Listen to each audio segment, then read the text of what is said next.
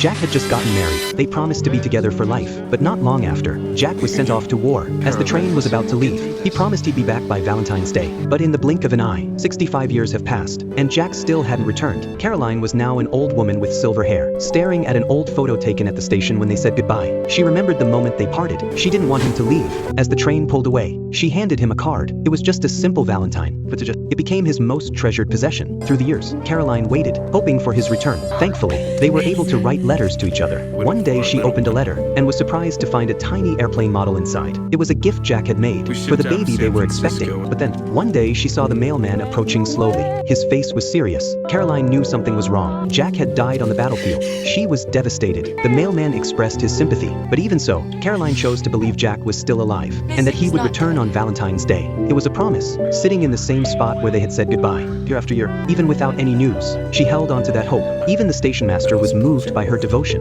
Her story reached a local TV station. They were deeply touched, and promised to help in any way they could. A reporter named Susan visited Caroline. As soon as she stepped inside, she was drawn to the photos on the wall. She knew each photo was a piece of Caroline's soul. Susan explained their idea, and promised to help find Jack. Caroline agreed. The next afternoon, she stepped into the spotlight. During the interview, she told the world about her love story, and unexpectedly, that interview brought a new lead about Jack. After the segment aired, Susan decided to seek help from a local official. The story quickly reached higher authorities, and soon, they found one of Jack's surviving war buddies, with her family by her side. Caroline joined a video call, where she finally learned what had happened.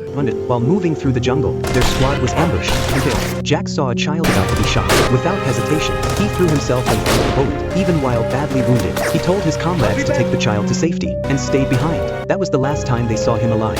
His brothers later found his body, and buried him under a tree, marking the spot with a carved stone. Hearing this, Caroline was overwhelmed with grief. Soon after, soldiers came to her home to honor her with the highest respect. Caroline carefully opened Jack's belongings. Inside, she found the photo of their baby, and that same old Valentine. It brought her deep comfort, because even though she waited a lifetime, she had always been loved, and she had always been cherished.